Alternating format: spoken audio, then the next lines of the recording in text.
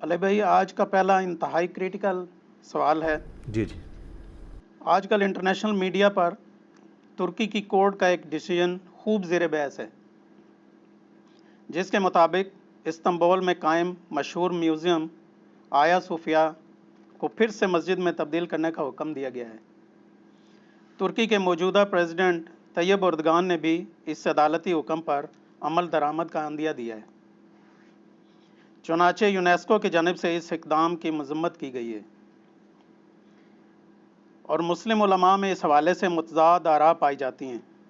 Please علی بھائی سے کہیں کہ وہ بھی اپنی خاموشی کو توڑیں اور امت محمدیہ صلی اللہ علیہ وسلم کو قرآن و سنہ کی روشنی میں پلیز گائیڈ فرمائیں۔ دیکھیں جی، اس طرح کے جو سینسٹیو ٹاپکس ہوتے ہیں نا جی، اس میں اگر جذباتی ڈاکٹرن کو دیکھا جائے تو بات کرنا بہت آسان ہوتی ہے، اور اگر علمی ڈاکٹرن کے اوپر بات کی جائے تو عموماً عوام الناس کو وہ بات بری لگتی ہے، کیونکہ ہمارا مزاج ہی علمی نہیں ہے، جذباتی ہے۔ لیکن قرآن حکیم کی تعلیمات جو ہیں وہ بالکل اس حوالے سے واضح ہیں کہ ہم نے جذباتی ڈاکٹرن کی بجائے علمی ڈاکٹرن کو لے کر چلنا ہے اور انصاف پر قائم رہنا ہے۔ اس حوالے سے سورۃ المائدہ کی آیت نمبر ہے 8۔ اعوذ باللہ من الشیطان الرجیم، بسم اللہ الرحمن الرحیم۔ یا ایہا الذین آمنوا کونوا قوامین للہ شہداء بالقسط، اے اہل ایمان کھڑے ہو جاؤ اللہ کے لیے گواہ بن کر انصاف کے ساتھ، یعنی انصاف کو قائم کرنے کے لیے اللہ کے حق میں کھڑے ہو جاؤ۔ وَلَا يَجْرِمَنَّكُمْ شَنَآنُ قَوْمٍ عَلَىٰ أَلَّا تَعْدِلُوا، اور دیکھنا تمہیں کسی قوم کی دشمنی اس بات پر مت ابھارے کہ تم انصاف کا راستہ چھوڑ دو۔ یعنی یہی وہی بات کہ جذباتی ڈاکٹرن پہ نہیں چلنا، علمی ڈاکٹرن پہ چلنا ہے، انصاف کے ساتھ زندگی گزارنی ہے۔ اعدلوا، انصاف پر قائم رہو، انصاف کرو۔ ہوا اقرب للتقوی، یہی تقوی کے قریب ہے۔ واتقوا اللہ، اور ڈر جاؤ اللہ سے۔ ان اللہ خبیر بما تعملون، بے شک اللہ تعالی باخبر ہے تمہارے اعمال سے، جو کچھ بھی تم کر رہے ہو وہ اللہ تعالیٰ کے علم میں ہے۔ تو یہ آیت واضح ثبوت دیتی ہے اس حوالے سے کہ اسلام کی علمی ڈاکٹرن ہے، جذباتی ڈاکٹرن نہیں ہے۔ جذبات کوئی بری چیز نہیں ہے، لیکن علم کی حدود کے اندر ہونے چاہیے۔ یہ جو آیا صوفیہ کا ایشو ہے، یہ گریک لینگویج کا لفظ ہے، اور ٹرکش میں آیا صوفیہ، صوفیہ کا لفظ گریک میں بھی استعمال ہوتا ہے۔ اس کا جو مطلب ہے وہ ہے ہولی وزڈم، یعنی پاکیزہ یا متبرک علم و فہم، آپ اردو میں اگر اس کی ٹرانسلیشن کریں۔ اور یہ صوفیاء کا لفظ وہی ہے جو آپ کے صوفیاء والا ہے۔ تو یہ مسٹسزم، چونکہ رہبانیت جو ہے وہ کرسچنز کے اندر بھی پائی جاتی تھی، اگرچہ بعض صوفیاء اس کا انکار کرتے ہیں اور وہ اس کو کسی اور طرف لے کے جاتے ہیں۔ آج میرا ٹاپک نہیں ہے، لیکن چونکہ یہ لفظ آیا میں نے اس لیے اس حوالے سے گفتگو کر دی۔ اب یہ 2020 چل رہا ہے، جولائی کا مہینہ، اور یہ جو آیا صوفیہ ہے اس کو بنے ہوئے آلموسٹ 1500 سال ہو چکے ہیں۔ 1500 سال، 1500 سال۔ رومن امپائر آپ کو پتہ ہے جو اس وقت، یعنی جس کو ہم رومن امپائر کے طور پہ یاد رکھتے ہیں کرسچینٹی کے پوائنٹ آف ویو سے، وہ 330 اے ڈی کے اندر، یہ اے ڈی عموماً تو لوگ سمجھتے ہیں اس کا مطلب ہے after death of Jesus Christ, عیسیٰ علیہ السلام کی موت کے بعد، نعوذ باللہ۔ یہ میرے بھائیوں یہ لیٹن ورڈ ہے، اس کا مطلب ہے اینو ڈومینی، ایئر آف دا لارڈ، ہمارے آقا کا سال۔ جس سال حضرت عیسیٰ علیہ السلام پیدا ہوئے اسے انہوں نے یکم عیسوی کا نام دیا، وہ 1 AD تھا۔ تو 330 AD کے اندر یہ امپائر باقاعدہ طور پر قائم ہوئی، یعنی بت پرستی سے عیسائیت قبول کر لی، یعنی مسلمان ہو گئے اس زمانے میں۔ پھر 537 اے ڈی میں، یعنی نبی صلی اللہ علیہ وآلہ وسلم کی ولادت مبارکہ سے تقریباً 25 سال پہلے، کیونکہ آپ کی ولادت ہوئی ہے 571 میں، 571 اے ڈی میں، 537 اے ڈی کے اندر رومن امپائر ہی میں ان کا ایک شہنشاہ تھا جسٹینین، اس نے یہ آیا صوفیہ بنوائی تھی، اور بیسیکلی یہ گرجا تھا۔ اس وقت یہ گریک جو رومنز ہیں ان کے فالورز تھے جنہوں نے یہ گرجا بنایا تھا، اور آلموسٹ 1000 سال تک یہ دنیا کا سب سے بڑا گرجا رہا ہے۔ ابھی آپ دیکھیں ذرا اس کی بلڈنگ کی ہائٹ دیکھیں، آلموسٹ کوئی 185 فٹ تو اس کے گنبد کی ہائٹ ہے، اور یہ نبی علیہ السلام کی پیدائش سے پہلے کا ہے، جو اس بات کا ثبوت ہے کہ اگر نبی علیہ السلام کی مبارک قبر پہ صحابہ نے گنبد رکھنا ہوتا تو ٹیکنالوجی تو ان کے پاس موجود تھی، انہوں نے نہیں رکھا، کیونکہ صحیح مسلم کی حدیث ہے، میں تمہیں منع کرتا ہوں قبروں کو پکا کرنے سے، قبروں پر بیٹھنے سے، چاہے مجاور بن کے بیٹھیں چاہے فزیکلی اوپر بیٹھیں، اور قبروں پر عمارت تعمیر کرنے سے۔ یہ جو موجودہ گنبد خضرا ہے یہ تو 678 ہجری کے اندر، 678 ہجری کے اندر، یعنی نبی علیہ السلام کی وفات کے آلموسٹ 650 سال کے بعد ایک فاطمی بادشاہ تھا مصر کا، اس نے رکھا تھا۔ پہلے 650 سال مسلمانوں نے یہ کام نہیں کیا، حالانکہ صحابہ کے دور کے اندر، عبد الملک بن مروان کے دور ملوکیت کے اندر جب ہزاروں صحابہ زندہ تھے، یہ قبۃ الصخرہ، ڈوم آف دا راک، یہ گولڈن ڈوم جو بیت المقدس میں ہے، یہ رکھا گیا، تو ٹیکنالوجی تو موجود تھی۔ جو لوگ وہاں پہ اتنا مہنگا گنبد بنوا سکتے تھے کہ آج وہ بنوانا اتنا مشکل ہے، تو نبی علیہ السلام کی قبر مبارک پہ نہیں بنوا سکتے تھے، ان کو پتہ تھا کہ یہ چیز منع ہے۔ مسجد پہ آپ گنبد بنوا سکتے ہیں، اور کسی متبرک جگہ پہ بنوا سکتے ہیں، قبروں پہ نہیں، کیونکہ اسلام قبر پرستی کے خلاف ہے، تو اس سے اس کی طرف راستہ کھلتا ہے۔ یہ میں نے بائی دا وے گفتگو کی۔ تو یہ آیا صوفیہ جو ہے ایک بہت بڑی بلڈنگ انہوں نے گرجے کی فارم میں تعمیر کی، اور وہ شہر جو ہے وہ ان کا جو بادشاہ تھا کانسٹنٹائن II، اسی کے نام کے اوپر اس شہر کا نام بھی رکھا گیا ہم اس کو قسطنطنیہ کہہ دیتے ہیں عربی کے اندر، اردو میں ہم قسطنطنیہ، عربی والے قسطنطینیہ اسے کہتے ہیں، کانسٹنٹائن نوبل ہم اسے اردو انگریزی میں بولتے ہیں۔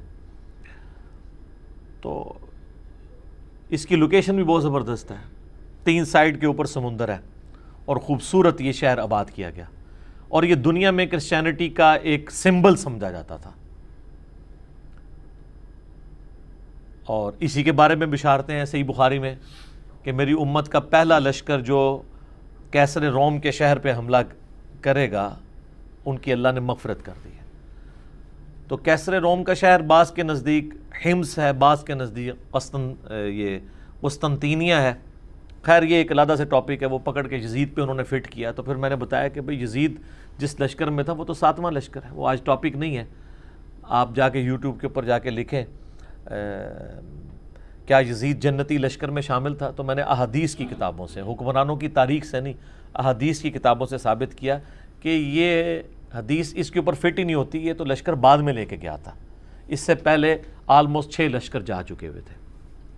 یہ الگ سے ایک ٹاپک ہے۔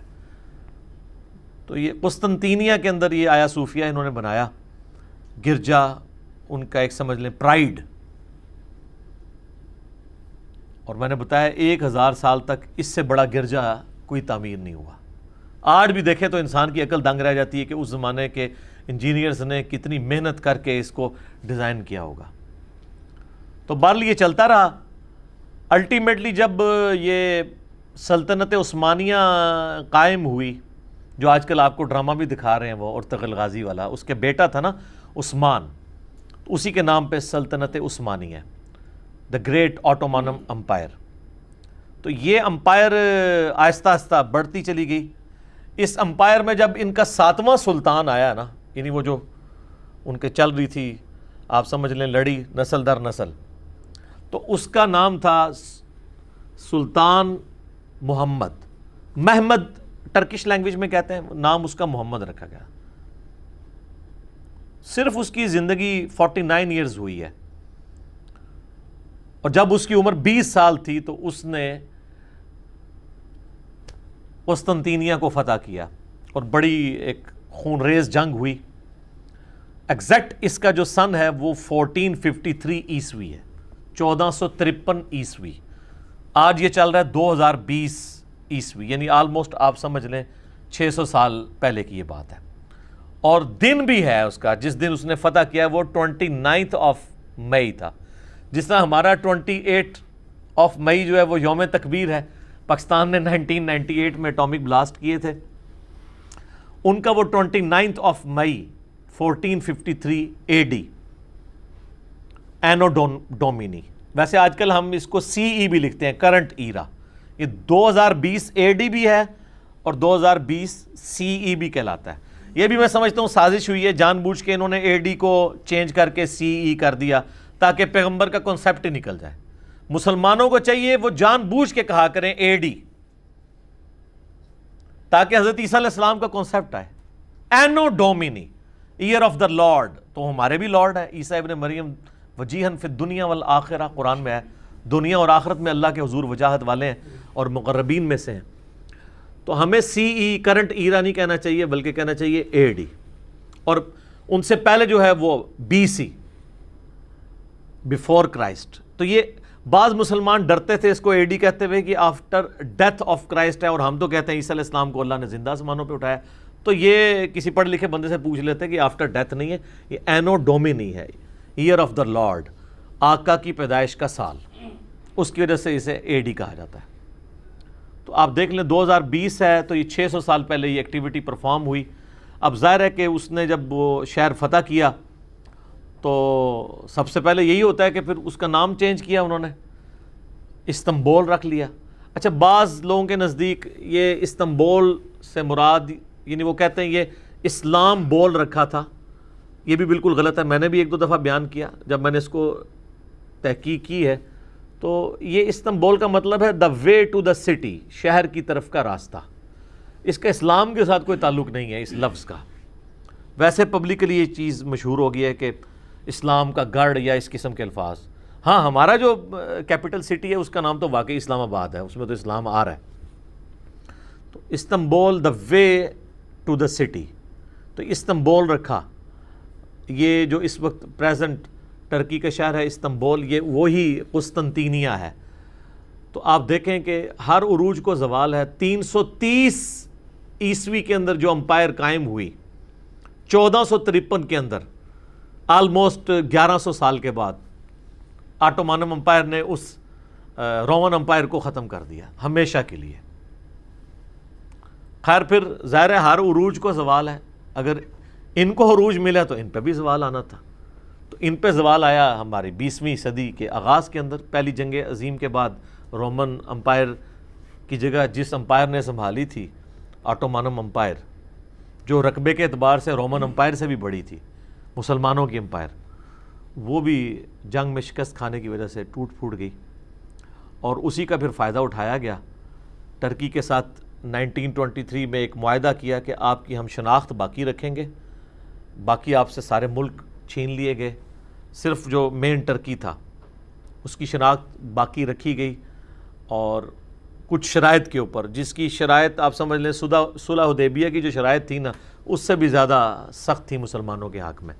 بال اس وقت مسلمانوں کے پاس چارہ ہی کوئی نہیں تھا, اس وقت تو ٹرکی کو بچانا بہت بڑی بات تھی. تو کمال اتا ترک اگرچہ ایک سیکولر حکمران تھا, اس میں کافی خرابیاں تھیں, اس نے بہت اینٹی اسلامک کام کیے ہیں. ایٹ لیسٹ ایک کریڈٹ جاتا ہے کہ اس وقت کے حالات کے اندر اس نے کم از کم ٹرکی کو ایز اے ملک بچا لیا, اسی لیے اسے فادر آف دا نیشن کہا جاتا ہے. آپ دیکھیں ٹرکی کا جو جھنڈا ہے نا, یہ ریڈ کلر کا ہے. یہ اس چیز کا سمبل ہے کہ بڑی قربانیوں کے بعد خونی انقلاب آیا ہے, تو اس لیے انہوں نے اپنے پورے جھنڈے کا کلر ہی ریڈ رکھا ہے. بہرحال یہ جب امپائر ٹوٹی, کمال اتا ترک نے اپنی طرف سے تو ایک سمجھ لیں نیکی کی کہ چلیں شناخت باقی رکھیں. انہوں نے پھر کافی کچھ منوایا, حتیٰ کہ جو ٹرکش لینگویج تھی اس کے الفابیٹس عربک والے تھے حروف تہجی، وہ چینج کروا کے رومن الفابیٹس کروا دیے، اور اس طریقے سے اذان بھی ٹرکش میں دی جائے، کئی جگہ پابندی لگا دی. اور یہ آیا صوفیہ ظاہر ہے ان کی وہ نشانی تھی، وہ چھین تو نہیں سکتے تھے، تو انہوں نے کہا کہ جی اس کو نہ مسجد رہنے دیا جائے نہ چرچ، جو اس وقت سلطان محمد فاتح نے فتح کرنے کے بعد اسے جو ہے وہ مسجد میں کنورٹ کر دیا تھا. اب اس حوالے سے دو رائے پائی جا رہی ہیں.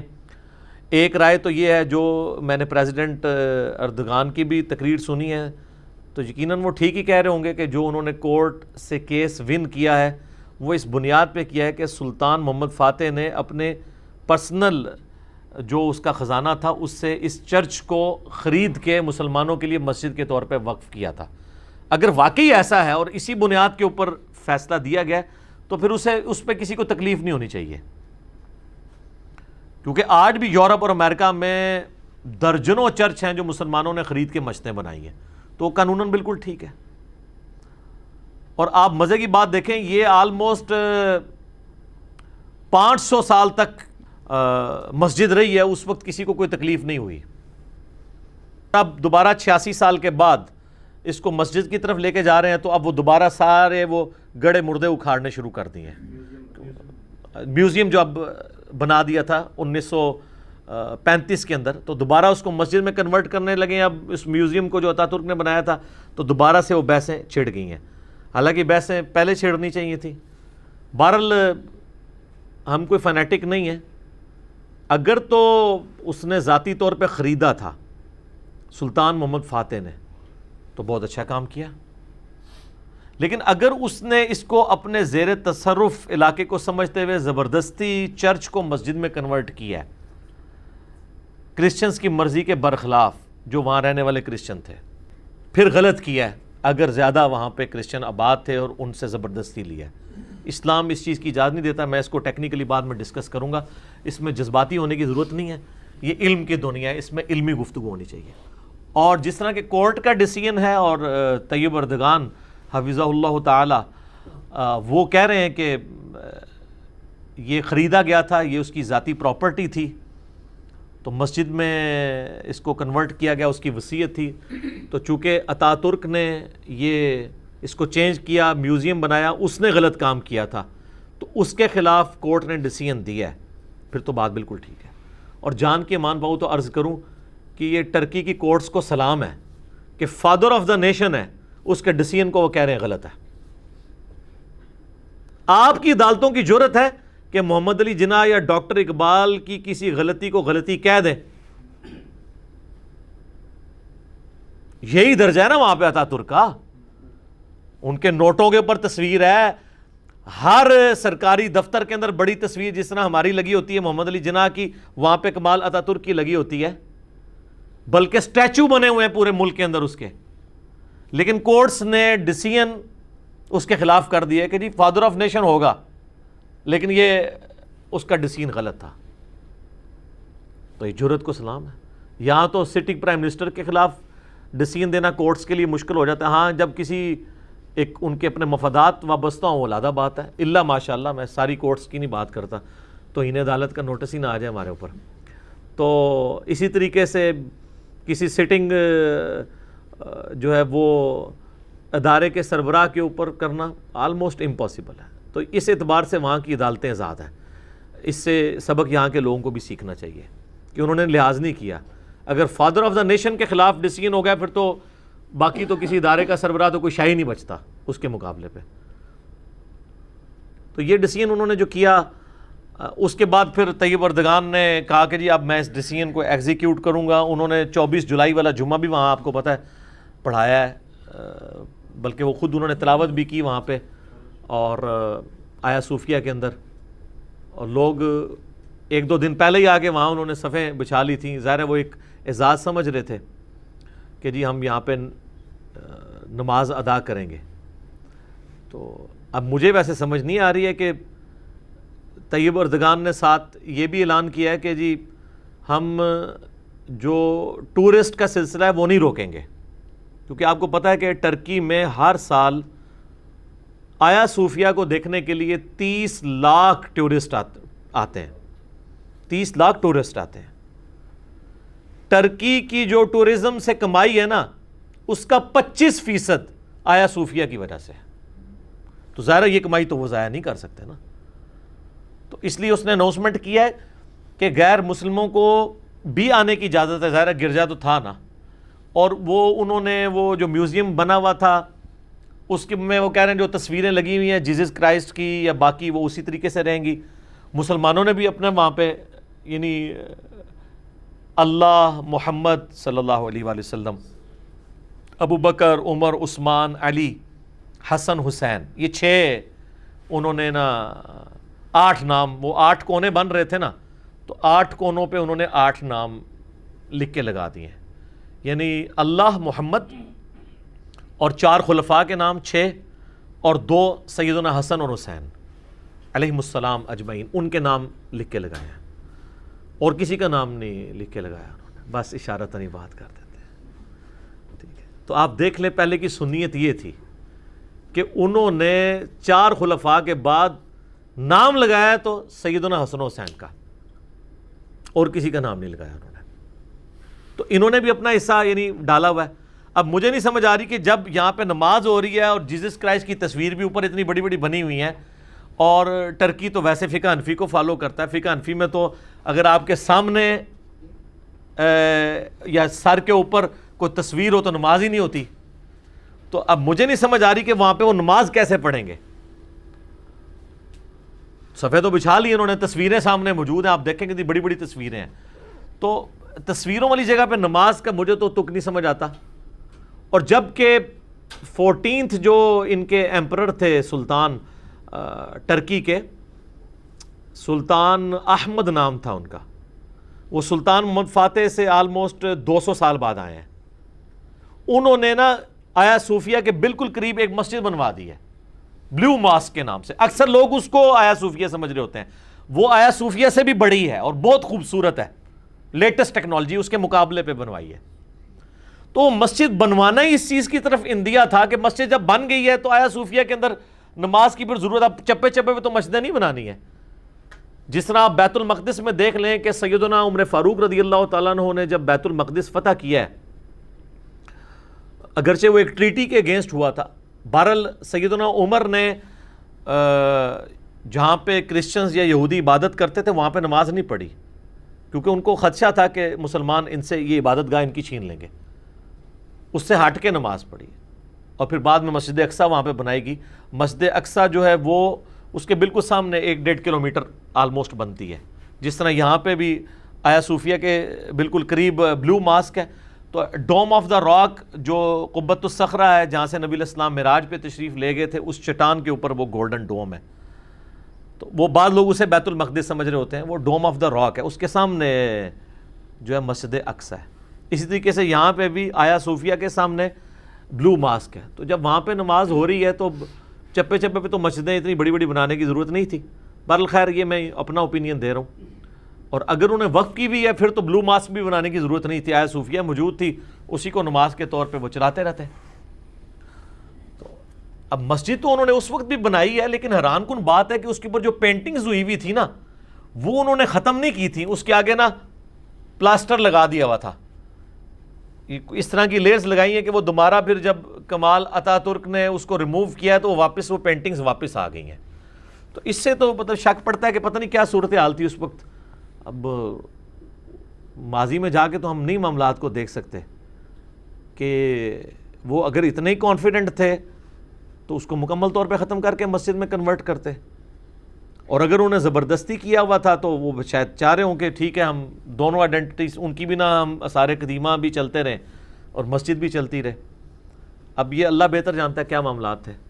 بہرحال اب یہ 24 جولائی کا جمعہ 2020 کا وہاں پہ ہوا ہے تو پوری دنیا میں آگ لگی ہوئی ہے, اور افسوس کی بات ہے کہ وہ لوگ جو ان ٹاپکس کے اوپر اس کو کنڈیم کر رہے ہیں ان کی اگر کوئی علمی بنیاد ہوتی نا تو ہم اس کو ضرور ایکسیپٹ کرتے ہیں. ان سیکولرز کی ان کی حص اس وقت نہیں جاگی جب کہ بابری مسجد کو شہید کیا گیا, ان کی حص اس وقت نہیں جاگی جب ہزاروں اسپین کی مسجدیں گرجوں میں کنورٹ کی گئی ہیں یا ان کو ختم کیا گیا. اب اس کے اوپر آ کے نا ان کی حس جاگ گئی ہے، اور یونیسکو کی طرف سے بھی بیان آ گیا ہے، اسی طریقے سے ویٹیکن سٹی کی طرف سے بھی بیان آیا ہے، اور رشیا میں بھی جو ان کا کرسچنز کا معاملات چل رہے ہیں وہاں سے ان کے ہیڈ کی طرف سے بھی بیان آ گیا کہ جی یہ ہمارے جذبات کو ٹھیس پہنچی ہے اس کی وجہ سے۔ تو یہ سارے بیانات آنا شروع ہو گئے ہیں۔ اس کے جواب میں طیب اردگان کا ایک ہی سٹانس ہے، اس نے کہا کہ یہ ہمارا ملک ہے، ہماری مرضی، ہم جو مرضی کریں، آپ کو کوئی اس پہ رائٹ نہیں ہے۔ لیکن یہ اتنا آسان معاملہ نہیں ہے، کیونکہ اسے عالمی آثار قدیمہ میں ڈکلیئر کیا گیا ہے آیا صوفیہ کو، لہٰذا یہ ٹرکی کے لیے یہ ڈیسیژن کرنا، اور ابھی تو مجھے یہ بھی پتہ چلا ہے کہ ان کی کسی ہائر کورٹ کے اندر اس ٹاپک پہ بھی کیس چل رہا ہے کہ چونکہ یہ یونیسکو کے انڈر آیا ہوا ہے لہٰذا پریزیڈنٹ یا چھوٹی عدالت اس کو دوبارہ سے مسجد نہیں بنوا سکتی۔ تو کل کو وہ ڈیسیژن آ گیا اور یہ ریورس ہو گیا، پھر کیا کریں گے؟ پھر خون خرابہ شروع ہو جائے گا۔ تو میرا خیال ہے اگر وہ کیس چل رہا تھا تو اس کیس کو کنکلوڈ ہونے کا بھی انتظار کرنا چاہیے تھا، یہ نہ ہو کل سپریم کورٹ کی طرف سے ڈیسیژن آ گیا کہ یہ آپ نے جو ایکٹیویٹی کی ہے یہ جلدی میں پرفارم کی ہے، کیونکہ یہ ابھی تو چھوٹی عدالت کی طرف سے آیا نا، لیکن اس کو ایگزیکیوٹ اتنی جلدی کیا وہ فوراً اس کو مذہبی امور کے حوالے بھی کر دیا انہوں نے۔ اور خود بھی طیب اردگان صاحب، ان کے تو اخلاص میں شک نہیں ہے ہمیں، ظاہر ہے کہ انہوں نے تو اپنی ایک مسلمانی شو کی ہے اس حوالے سے، لیکن اس کو پولیٹیکلی بھی دیکھنے کی ضرورت ہے۔ ویسے بھی ابھی 3 سال باقی ہیں، آپ کو پتہ ہے 24 جولائی کو ہی معاہدہ ہوا تھا 1923 کے اندر، یہ جان بوجھ کے انہوں نے ڈیٹ بھی 24 جولائی کی رکھی ہے، جو جمعہ پڑھایا نا وہ ربو ہی 24 جولائی کو جمعہ آ گیا۔ تو 24 جولائی 2023 کو یہ 100 سالہ معاہدہ جو ہوا تھا نا، جو ٹرکی کے اوپر پابندیاں لگائی گئی تھی، وہ انشاءاللہ تعالی ختم ہوگا تو اکنومیکلی ٹرکی کو کئی فائدے ہوں گے۔ تو ابھی 3 سال پڑے ہیں، 3 سال میں یہ کچھ بھی گیم کو تل پٹ کر سکتے ہیں، اس لیے اگریسو ہونے کی بجائے علمی طریقے سے معاملات کو لے کے چلنے کی ضرورت ہے، اور کوئی بھی اس طرح کا افینسو اقدام نہیں ہونا چاہیے کہ جس کی وجہ سے بعد میں نقصان ہو یا آپ کو کوئی اور چیزیں بھگتنی پڑ جائیں۔ ہر اینگل سے ان چیزوں کو دیکھنے کی ضرورت ہے۔ باقی علماء جو مختلف قسم کی آراء اپنے سامنے رکھ رہے ہیں تو وہ ہر بندے کی سوچ کا زاویہ ڈیفرنٹ ہے۔ اگر آپ کتاب و سنت کی روشنی میں دیکھیں تو ایک بنیادی بات آپ سمجھ لیں کہ اسلام میں قطعاً اس چیز کی اجازت نہیں ہے کہ اگر آپ کسی غیر مسلم ملک پہ قبضہ کر لیتے ہیں جنگ کے ذریعے تو آپ وہاں کے گرجوں کو یا عبادت گاہوں کو توڑ کے مسجدوں میں کنورٹ کر دیں۔ اس حوالے سے ڈاکٹر ذاکر نائک حفظہ اللہ تعالی نے بھی اپنی ریکارڈنگ کروائی ہے اور بڑے جذباتی انداز میں انہوں نے گفتگو اس میں کی ہے ٹرکی کے اس ڈیسیژن کے حق میں، اور انہوں نے ان علماء کو جن میں top of the list Javed Ahmad Ghamidi صاحب ہیں، بغیر نام لیے ہوئے انہوں نے کنڈیم کیا ہے، جو یہ کہہ رہے ہیں کہ اس معاملے میں جلد، بلکہ غامدی صاحب نے تو بڑی دلیری کی ہے، انہوں نے کہا اگر سلطان محمد فاتح نے بھی یہ کیا تھا تو وہ کوئی دلیل نہیں ہے، ان کو بھی کتاب و سنت کو دیکھنا چاہیے تھا۔ تو غامدی صاحب تو آپ کو پتہ ہے جو جس چیز کو صحیح سمجھتے ہیں وہ تو کہتے ہیں بھائی علم کے میدان میں جذبات کی کوئی حیثیت نہیں ہے۔ تو وہ ڈاکٹر ذاکر نائک نے کہا نہیں جی بخاری مسلم میں کئی احادیث ہیں کہ نبی علیہ السلام نے اپنے مبارک زمانے کے اندر جو ہے وہ بت قدے توڑوائے ہیں، اور اس میں انہوں نے بخاری مسلم سے ایک مشہور حدیث جو سیدنا جریر بن عبداللہ رضی اللہ تعالیٰ عنہ کو 150 کے لشکر کے ساتھ نبی علیہ السلام نے روانہ کیا تھا، اور ایک بہت بڑا بت قدا تھا عرب میں جس کو توڑوایا تھا۔ اس کے علاوہ بھی اور ایک ہیں، سیدنا علی کو، خالد بن ولید کو بھی مختلف جگہ بھیجا، اور وہ انہوں نے مثالیں پیش کی، حالانکہ یہ مثالیں آؤٹ آف کانٹیکسٹ ہیں۔ حرمین کی آپ مثال نہیں دے سکتے کیونکہ حرم کی زمین کو اللہ تعالیٰ نے اسلام کے لیے مخصوص کر لیا، اور اس کے اوپر نص قطعی قرآن میں موجود ہے۔ سورہ التوبہ پڑھ کے دیکھیں سر، سورہ التوبہ کے اندر اللہ تعالیٰ نے واضح اعلان کیا ہے کہ مشرکین عرب کے لیے 4 مہینے کا ٹائم ہے، یا تو عرب کی سرزمین چھوڑ کے چلے جائیں یا اسلام قبول کریں، ورنہ ان پہ عذاب استیصال آئے گا، ان کو قتل کیا جائے گا۔ تو عرب کی سرزمین کی مثال دینا تو غلط ہے۔ یہ اسی طریقے سے ہے کہ عیسائی جو ہیں ویٹیکن سٹی کا سہارا لینا شروع کرتے ہیں، ویٹیکن میں ہمیں کوئی مسجد تو نہیں بنانے دے گا، تو ہم بھی حرم کی سرزمین کے اندر کوئی بت قدا، کوئی گرجا کسی کو نہیں بنانے دیں گے، لیکن اس کو لے کے پوری دنیا کے اوپر اپلائی کرنا یہ بالکل غلط ہے۔ باقی دنیا کے لیے آپ کو پھر مثالیں خلفائے راشدین کی جنگیں جو ہوئی ہیں، جنگ قادسیہ یا یرموک، اس سے آپ کو بنیاد پکڑیں کہ انہوں نے قادسیہ یا یرموک کے بعد کرسچنز یا یہودیوں کے عبادت خانے توڑوائے ہوں اور ان کو زبردستی مسجدوں میں کنورٹ کیا ہو، پھر تو ہم دلیل مان لیں گے ڈاکٹر ذاکر نائک کی۔ رہا حرمین کی مثال دینا تو یہ بالکل آؤٹ آف کنٹیکسٹ ہے۔ حرمین کے بارے میں تو سارے مانتے ہیں، وہ تو غامدی صاحب نے خود اس لیکچر کے اندر کہا ہے کہ حرمین کی سرزمین تو اللہ نے اپنے لیے خاص کر لی ہے، اس کی تو مثال دینا ہی غلط ہے۔ وہاں پہ تو ایسا ایریا بھی ہے جہاں پہ غیر مسلم داخل بھی نہیں ہو سکتا، مکے اور مدینے کی حدود۔ تو اب اس کی بنیاد پہ پوری دنیا کے اوپر اسے اپلائی کریں گے، یہ بالکل زیادتی ہے۔ تو جذباتی ڈاکٹرن کے بجائے علمی ڈاکٹرن کی طرف جانا چاہیے۔ قرآن حکیم نے بالکل واضح اس حوالے سے ایک فتویٰ دیا ہوا ہے، سورۃ الحج کی آیت نمبر 40 ہے۔ یہی آیت ڈاکٹر ذاکر نائک نے بھی ڈسکس کی ہے، غامدی صاحب نے بھی ڈسکس کی ہے، لیکن آپ لوگ خود بھی ذرا پڑھ کے دیکھیں کہ اس میں اسلام کا مزاج بیان کیا جا رہا ہے۔ اب اس مزاج میں جو باتیں بیٹھیں گی وہ ایکسیپٹیبل ہوں گی، جو نہیں بیٹھیں گی وہ نہیں ایکسیپٹیبل ہوں گی۔ قرآن کی اس نص قطعی والی آیت کو بخاری مسلم کی ان احادیث سے آپ غلط رنگ نہیں دے سکتے جس میں نبی علیہ السلام نے حرمین کی سرزمین کے اندر بتوں کو توڑوایا یا کافروں کے عبادت خانے ختم کروائے ہیں۔ وہ تو اللہ کی وحی کی تائید کے ساتھ تھا، وہ تو مسجد بھی توڑوا دی ہے۔ سورہ توبہ میں یہ ہے مسجد درار، اس کا نام ہی اللہ نے درار رکھ دیا۔ اردو میں ہم زرار کہتے ہیں، ضرر پہنچانے والی، اسلام کو ضرر پہنچانے والی۔ منافقین نے بنائی تھی جب نبی علیہ السلام غزوہ تبوک پہ گئے تھے، پیچھے سے انہوں نے یہ کیا، تو اللہ نے کہا کہ آپ نے اس مسجد میں کھڑا بھی نہیں ہونا، نبی علیہ السلام کو حکم دیا۔ اب مسجد درار کی مثال لے کر خدا نہ خواستہ اگر یہ معاملات شروع ہو گئے تو میرے بھائی بریلویوں نے اہل حدیث کی کوئی مسجد نہیں رہنے دینی۔ وہ سمجھتے ہیں کہ ان کی مسجدیں درار ہیں، کیونکہ جب اس وقت میں فکر کوئی وہ کافر سمجھتے ہیں، گستاخ رسول سمجھتے ہیں، گستاخ رسول کا مطلب کافر ہی ہے نا۔ بریلوی دیوبندیوں کی مسجد کو درار سمجھیں گے، دیوبندی بریلویوں کی مسجد کو درار سمجھیں گے، سنی شیعہ کی، شیعہ سنی کی۔ اور اگر کوئی کہتا ہے نا کہ میں یعنی خام خواہ اختلاف کو ابھار رہا ہوں، نہیں سر، میرے سے پہلے سب کچھ ہوا ہے۔ اعلیٰ حضرت سے میں نے گن پوائنٹ پہ حسام الحرمین میں نے نہیں لکھوایا کہ علماء دیوبند کے کفر میں شک کرنے والا بھی کافر ہے اور یہ بالاجماع واجب القتل اور مرتد ہیں۔ یہ میں نے نہیں اعلیٰ حضرت کو کہا تھا کہ آپ حسام الحرمین میں یہ لکھیں 1905 کے اندر احمد بریلوی صاحب کو کہ سارے دیوبندیوں کو آپ واجب القتل ڈکلیئر کر دیں، اور اس کے جواب میں 1906 کے اندر المحند علی المفند جو لکھی گئی، انہوں نے لکھی حسام الحرمین حرمین کی تلوار، مقابلے پہ دیوبندیوں نے لکھی المحند علی المفند، ہند کی تلوار ایک پاگل سٹھائے ہوئے بابے کے سر کے اوپر۔ اور وہ سٹھایا بابا انہوں نے کہا احمد بریلوی صاحب کو۔ خلیل احمد سہارنپوری نے ایک کتاب لکھی جو شیخ زکریا کاندلوی کے مرشد ہیں، اور اسپیشلی تھانوی صاحب کے سائن ہے کتاب میں، 35 علماء دیوبند نے اسے انڈورس کیا ہے۔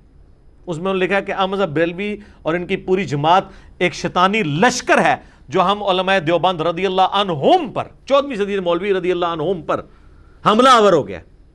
تو یہ میں نے خلیل احمد سہارنپوری کو مطلب گن پوائنٹ پہ لکھوایا تھا کہ تو لکھ کہ بریلوی جو ہیں یہ شیطانی لشکر ہیں، تو میں تو نہیں لکھوایا، تو اختلاف پہلے سے۔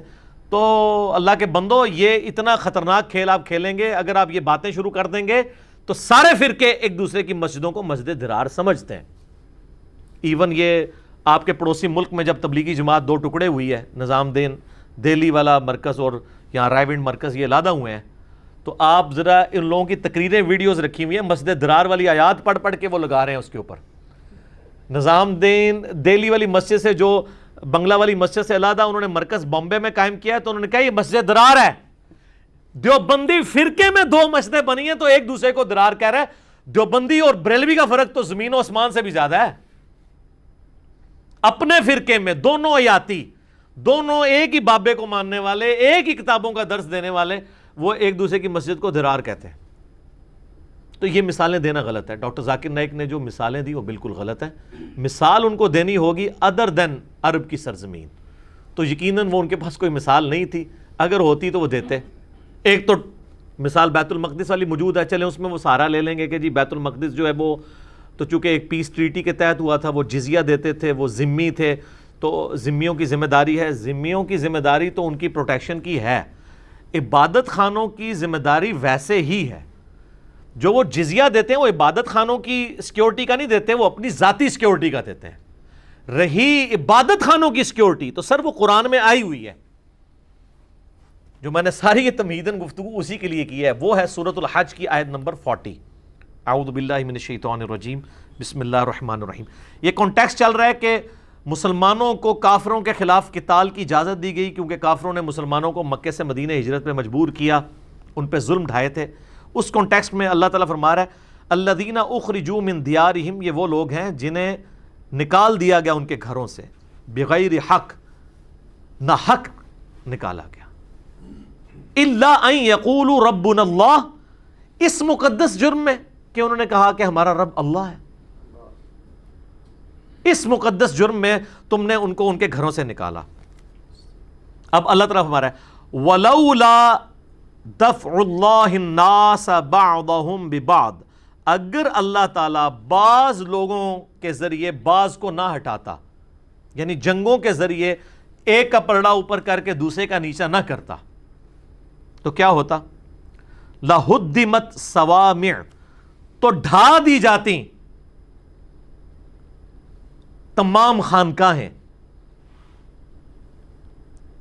وَبِيَعٌ، اور تمام گرجے اور کلیسے، وَصَلَوَاتٍ، اور تمام معبد، یعنی وہ ساروں کا ذکر ہوا، عیسائیوں کے عبادت خانے، یہودیوں کے عبادت خانے اور خانقاہیں راہبوں کی، وَمَسَاجِدُ يُذْكَرُ فِيهَا اسْمُ اللَّهِ كَثِيرًا، اور مسجدیں بھی گرا دی جاتی جہاں پہ کثرت کے ساتھ اللہ کا ذکر کیا جاتا ہے۔ اللہ تعالیٰ نے مساجد کے ساتھ جوز اور کرسچنز کے عبادت خانوں کو بھی اور خانقاہوں کو ذکر کیا کہ یہ ساری کے سارے عبادت خانے گرا دیے جاتے اگر اللہ تعالیٰ جنگوں کے ذریعے ایک امپائر کے ذریعے دوسری امپائر کو نہ گرواتا، ورنہ تو سر بدماشی قائم ہو جاتی۔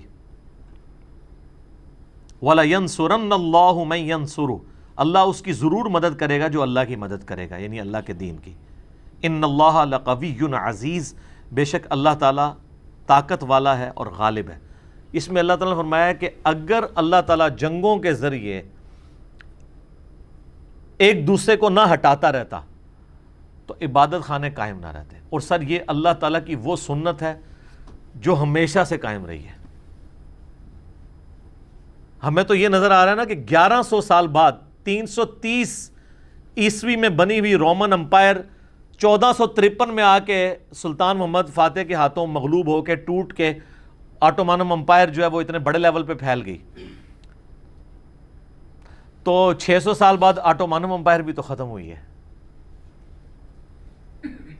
اللہ تعالیٰ ایک کے ذریعے دوسرے کو، کیوں کہ وہ جو حکمرانی میں آتا ہے نا، خدشہ ہوتا ہے کہ وہ بدماشی شروع کر دے گا، ہو جاتا ہے۔ وہ خلفائے راشدین ہی ہیں جو دین کی باؤنڈریز کو کراس نہیں کرتے۔ ان کے بعد بنو امیہ اور بنو عباس، انہوں نے اپنے علاقوں کے اندر تو ظلم کا بازار گرم کیا ہوا تھا، وہ کیسے یہ دعویٰ کر سکتے تھے کہ ہم جو ہیں وہ باقی ملکوں پہ قبضہ کر کے اسلام کا نظام قائم کریں گے جو انہوں نے اپنے لوگوں کے اوپر ظلم کیا ہوا تھا۔ اسی لیے ڈاکٹر اقبال، وہ بڑے آدمی ہیں، میں اپنی بات نہیں کرتا برا لگ جائے گا، ڈاکٹر اقبال نے اپنے خطبات کے اندر یہ بات بھی کی تھی کہ اللہ تعالیٰ اگر ہمیں ایک علیحدہ ملک دے تو ہم وہاں پہ اسلامی نظام قائم کریں، تاکہ صدیوں کا جو ہمارے چہرے پر عرب امپیریلزم کا داغ ہے، بنو امیہ اور بنو عباس کا مسلمانوں کے چہرے کے اوپر عرب کی امپائر، عرب امپیریلزم انہوں نے کہا، جس طرح رومن امپائر کا شہنشاہیت ہے، یہ ہم دور کر کے خلفائے راشدین والا سسٹم بنا سکیں۔ امپیریلزم وہ بھی مانتے تھے اس کو۔ تو اسلامی حکومت اور مسلمان حکومت میں فرق ہے۔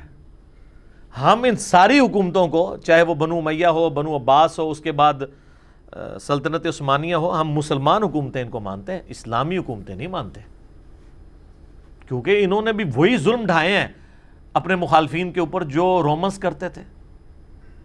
میں تو خود، میرا تعلق سلطنت مغلیہ کے خاندان سے ہے، مغل فیملی سے ہیں، تو مغلوں نے کیا کیا کام ڈالے ہیں۔ اورنگزیب عالمگیر سب سے ایک نمائندہ مثال پیش کی جاتی ہے، کہتے ہیں جی وہ ٹوپیاں بنا بنا کے گزر بسر کرتا تھا، کبھی نماز نہیں اس نے چھوڑی، تو میں کہنا انہیں بھرا بھی کوئی نہیں چھڑیا، کوئی بھائی بھی نہیں زندہ چھوڑا, باپ کو بھی جیل میں ڈلوا دیا صرف اپنی حکمرانی قائم کرنے کے لیے, اور فتاوی عالمگیریہ لکھوا دیا تاکہ حنفی قیامت تک اس کی تعریف کرتے رہیں کہ 1400 علماء کی روزی روٹی لگا کے تو فتاوی عالمگیری لکھوا دیا, اور نام انہوں نے اب اس کے نام پہ اسی لیے رکھا گیا فتاوی عالمگیریہ, وہ حکمران کے نام پہ نا. تو وہ لوگوں کو نظر آ رہا ہے اور باقی چیزیں نہیں اس کی نظر آ رہی. تو یہی باقی سب کچھ کا یہی حال تھا, بھائی بھائی کو قتل کرتا تھا. اور سلطان محمد فاتح کو آپ دیکھ لیں, اس نے تو باقاعدہ آئین میں چیز داخل کی تھی کہ اگر فتنے کو مٹانا ہو تو جو سلطان بنے نا وہ اپنے باقی بھائیوں کو آفیشلی قتل کروا سکتا ہے کہ کہیں پہ کوئی جراثیم ہی نہ پیدا ہو جائے. پریمپٹیو رائٹ, حق شفا کے طور پہ کہ شاید کسی کے جراثیم نہ آ جائیں. جی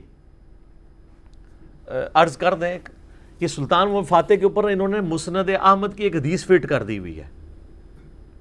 وہ کہتے ہیں جی مسند احمد میں ایک حدیث ہے, وہ ٹرکی نے بھی جتنے ڈرامے بنائے نا اس کے شروع میں وہ حدیث چلاتے ہیں.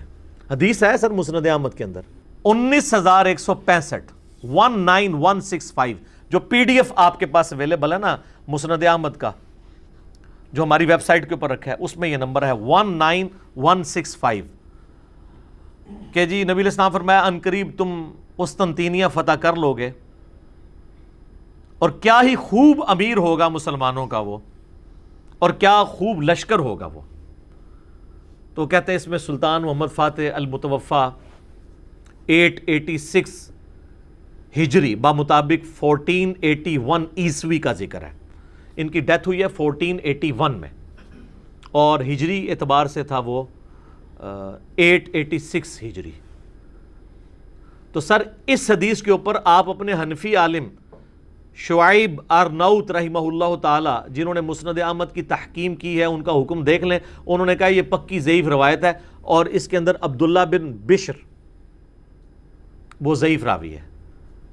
ضعیف نہیں بلکہ وہ کہتے ہیں مجہول ہے, ان نون, اتا پتہ ہی اس کا معلوم نہیں ہے. ضعیف نہیں, مجہول ان نون راوی ہے, لاپتہ آدمی کی روایت ہے. یہ ہو سکتا ہے وہ پیچھے سے ان کا رشتہ دار ہو جس نے روایت گھڑی ہو. ٹھیک ہے, اس قسم کی کئی روایتیں ہیں. تو لہٰذا یہ سلطان محمد فاتح والی جو حدیث ڈراموں میں بھی چلائی جا رہی ہے اور اس کی بنیاد پہ یہاں پہ حنفی علماء نے ڈرامہ لگایا ہوا ہے, وہ بالکل وہ روایتی سندن کمزور ہے, وہ ثابت ہی نہیں ہے. تو لہٰذا اس کو آپ پیش نہیں کر سکتے, ورنہ تو یہ ساری چیزوں کو آپ جسٹیفائی کریں گے اس کے ذریعے, اور اس کی بنیاد کے اوپر وہ حنفیت کو جسٹیفائی کر رہے ہوتے ہیں. جس طرح وہ ارطغرل الغازی کے ڈرامے کے ساتھ وہ یہ بتانا چاہ رہے ہوتے ہیں کہ جی یہ حنفیت کے صحیح ہونے کا ثبوت ہے, تو یہ بتانا چاہ رہے ہوتے ہیں. یہ کتاب و سنت کی بنیاد پہ آپ نے دیکھنا ہے. باقی فتوحات تو چنگیز خان نے بھی کی ہیں. سلطان صلاح الدین ایوبی شافعی تھے جنہوں نے 90 سال کے بعد دوبارہ بیت المقدس حاصل کیا تھا. تو شافعی حنفی اختلاف کیا ہیں, اس کی مثال ایک دیکھ لیں. امام شافعی کے نزدیک تو جو فاتحہ نہیں پڑھتا اس کی نماز نہیں ہوتی, اور حنفیوں کے نزدیک جو امام کے پیچھے فاتحہ پڑھے اس کے منہ میں انگارہ رکھ لو. کہتے ہیں نہیں, دونوں اپنی جگہ ٹھیک ہے, دونوں جگہ ٹھیک ہے. تو جڑا نہیں پڑھتا وہ اس دے منہ بھی انگارہ رکھنا چاہیے تھا نا پھر, یعنی حنفیوں دے منہ بھی کہانیاں بنی ہوئی ہیں. اتنے سخت اختلافات, اور یعنی میں اماموں کو نعوذ باللہ برا نہیں کہہ رہا ہوں, ان کے نام پہ جنہوں نے یہ فرقہ واریت پھیلائی ہے. جیسے حضرت عیسیٰ علیہ السلام کے نام کے اوپر کرسچینٹی کے ماننے والوں نے غلط کیا, عیسیٰ ابن مریم کا کوئی قصور نہیں ہے. تو اس طرح کے معاملات کو دیکھنے کی ضرورت ہے کہ علمی دلائل کے ساتھ چیزوں کو دیکھنا چاہیے, جذبات کے ساتھ نہیں دیکھنا چاہیے, ورنہ میرے بھائیوں نقصان ہو جائے گا. تو میں نے کوشش کی ہے کہ آپ کو ایک اوورآل ایک اس اعتبار سے ویژن دے دوں کہ میوزیم بنانے کا فیصلہ 100% غلط تھا اتا ترک کا. 600 سال سے مسجد چل رہی تھی, اگر 500 سال سے تو اس کو اس طریقے سے چلنا چاہیے تھا. اور آج بھی اگر واقعی سلطان محمد فاتح نے اپنی ذاتی جیب سے اسے خرید کے مسجد کے لیے وقف کیا تھا اور اس کو دوبارہ مسجد میں کنورٹ کیا جاتا ہے تو اس میں بھی کوئی مسئلہ نہیں ہونا چاہیے. لیکن اس کے پولیٹیکل امپیکٹس بھی دیکھنے چاہیے, اور اس کو سپورٹیو وہ حدیث ہے بخاری اور مسلم کی. نبی علیہ السلام نے فرمایا, اے عائشہ اگر تیری قوم نئی نئی جاہلیت سے نہ پھری ہوتی تو میں خانہ کعبے کی دیواروں کو توڑ کے حتیم کو کعبے میں داخل کر کے ابراہیمی بنیادوں پہ دوبارہ کھڑا کر دیتا.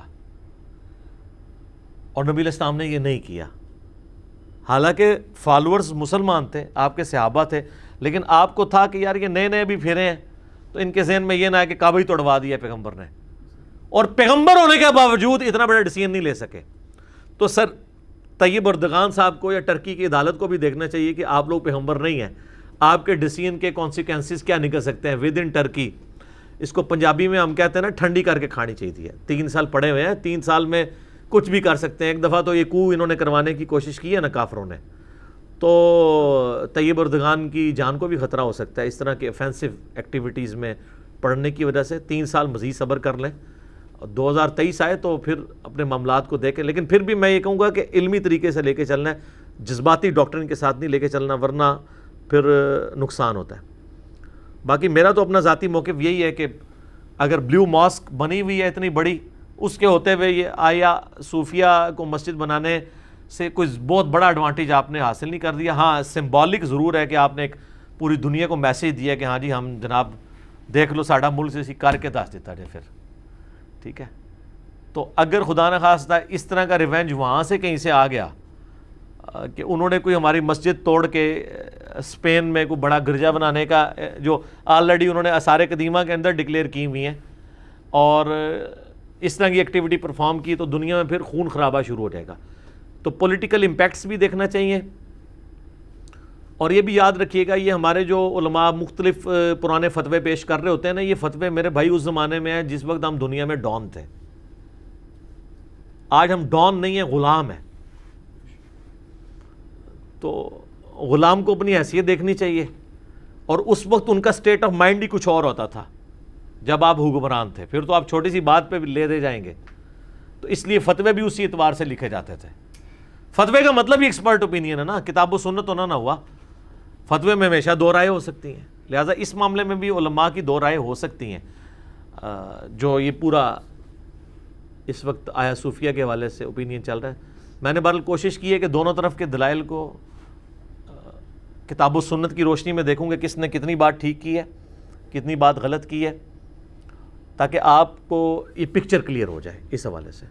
باقی جو میں نے اس میں حق بات کی ہے وہ اللہ کی طرف سے ہے، اور اگر میرے منہ سے کوئی غلط بات نکلی ہے، یا میں نے کہیں ایگزیجریشن سے کام لیا ہے، یا میرے جذبات آڑے آ گئے ہیں، تو وہ میرے اپنے نفس کی برائی ہے۔